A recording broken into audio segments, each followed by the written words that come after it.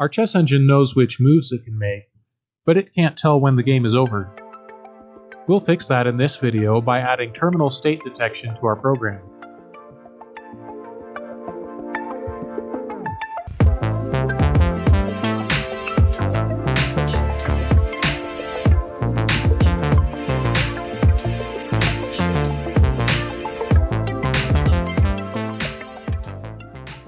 Hello everyone, my name is Mike and you're watching Polymath Unlimited.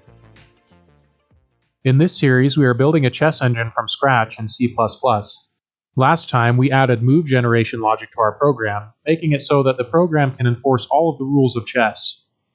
In this episode, we will add terminal state detection, which will allow our program to tell if a game of chess is over.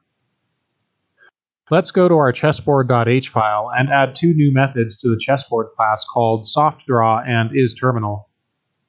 SoftDraw will return true if the game ends in a draw due to the 50 move rule, repetitions, or insufficient material. isTerminal will return 0 if the game is not over, and it will return some non-zero number if the game is over. The return value of isTerminal will allow us to be able to tell if either white or black has won the game. We already have white and black constants defined in the chessboard.h file, so we will add another constant called draw for the isTerminal function to use, so we can differentiate draws from checkmates in terminal states. Now let's program these methods in the chessboard.cpp file. We'll just have softDraw always return false for now. We'll fill this method out properly later. In isTerminal, we will first check for draws by calling softDraw. If the position is not a draw, then we will generate all pseudo-moves for the position and loop through them similarly to what we did in the isLegal method. If any move is legal, then we will immediately return 0, since if there are any legal moves, then the game is not over. If there are no legal moves, then either checkmate or stalemate has been reached. If there are no legal moves and black is in check, then black is in checkmate and white has won. If there are no legal moves and white is in check, then white is in checkmate and black has won. If there are no legal moves and neither side is in check, then the game has ended in stalemate and we will return a draw. Note that we should also check for draws in the isLegal method, since if the game is a draw, then no moves are legal. Now let's incorporate the new isTerminal method into our program's interface code. In the draw function in main.cpp, we'll slightly modify the code that highlights checks, so that this code will also highlight terminal states. What we want is, if white is in checkmate, we will highlight the white king's square red instead of magenta. Similarly, if black is in checkmate, then we want to highlight the black king's square red. If the game ends in a draw, then we will highlight both king's squares blue. We will do this by calling the isTerminal method before highlighting checks and storing the result in a variable. Then we will make it so that the king's squares get highlighted if the game is a draw in addition to if they are in check. Then, instead of just setting the highlight color to magenta, we will set the color to red if that king is in checkmate, blue if the game is a draw, and magenta in all other cases. This simple change should do what we want. And if we run the program, we should see that checkmates get highlighted correctly. Draws are a bit more cumbersome to verify though, since right now the only way our program ends in a draw is in stalemates, which typically only happen very late in the game. To add all of the other draw conditions, we need to fill out the softDraw method. There are 3 draw conditions that we'll add to our program other than stalemates, which are already handled by the isTerminal method. The 50 move rule states that if 50 moves from each player have been played without a capture or pawn move occurring, then the game ends in a draw. Draws by insufficient material happen when neither side has enough pieces to force the other into a checkmate.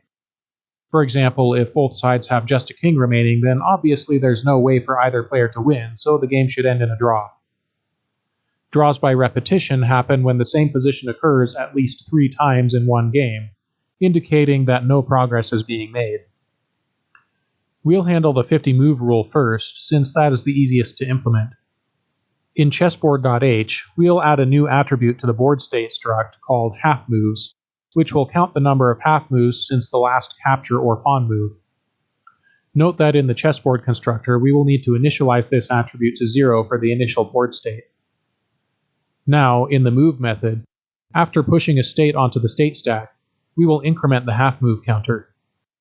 Then, if the moved piece was a pawn, or if a piece was captured during the move, we will reset the half move counter to 0. Now in the soft draw method, we will simply check to see if half moves is greater than or equal to 100, and return true if it is. If we run the program and just move the knights around a bunch of times without capturing anything, then we should eventually see that the 50 move rule triggers and the game ends in a draw.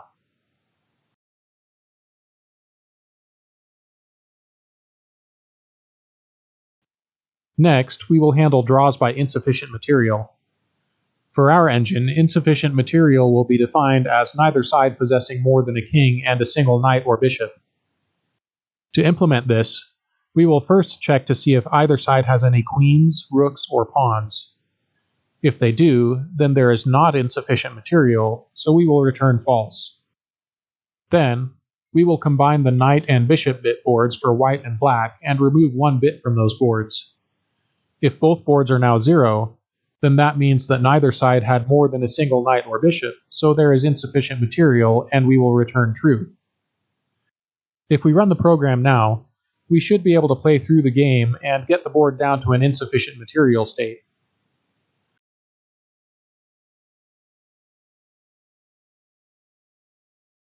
Draws by repetition are a bit more tricky. At first glance, we do have a state stack that contains all of the previous board states the game has passed through.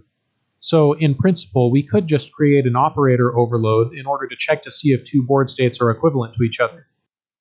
However, such an operator overload would have to check through every single attribute of each board state we are comparing, which would make it rather slow. It turns out there is a much better way to do this. What if we could somehow encode all the information about a single board state into a single 64-bit number?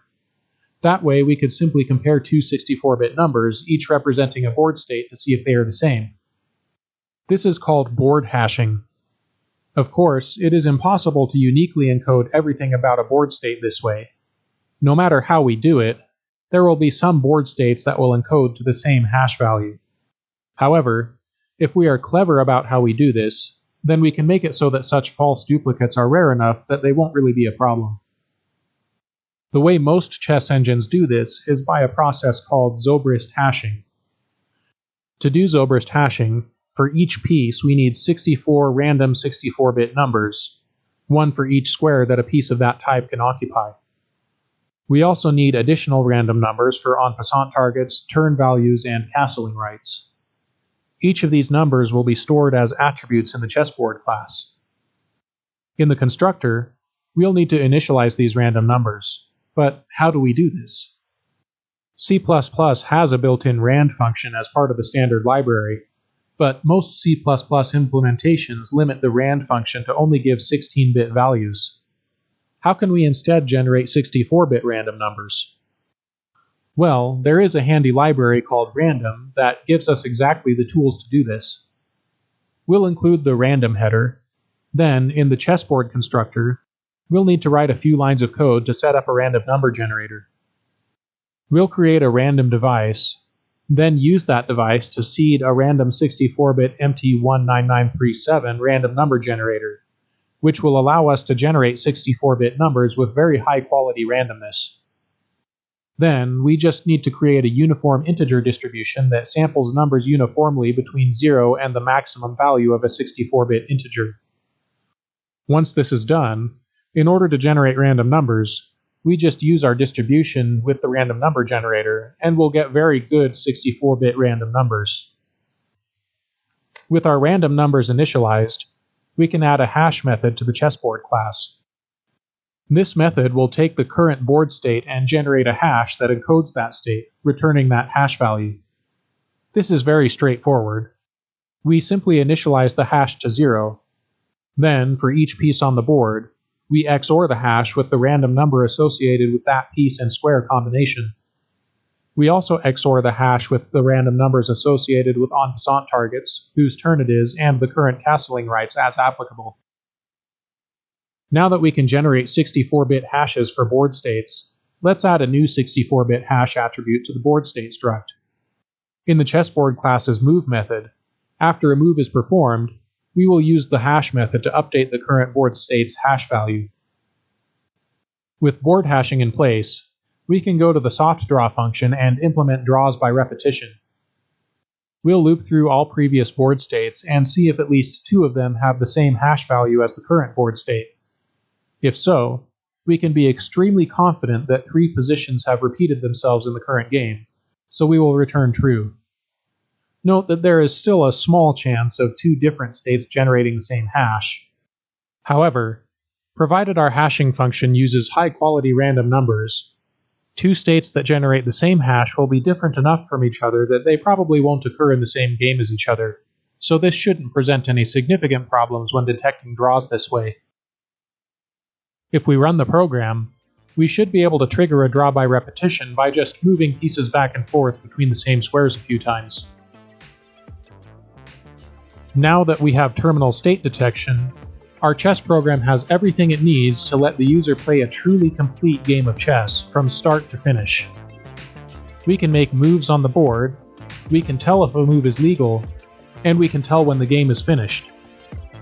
Next time, we will put all of that together to build a surprisingly simple but effective algorithm that will let our program play its own moves against the user. Until then, feel free to play around with this program and see what you can make of it.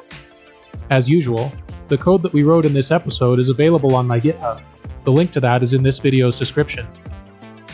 Have any ideas for features you want to see me add to this program? Let me know down in the comments. Thank you for watching. Thanks to all of my subscribers, and I will see you next time.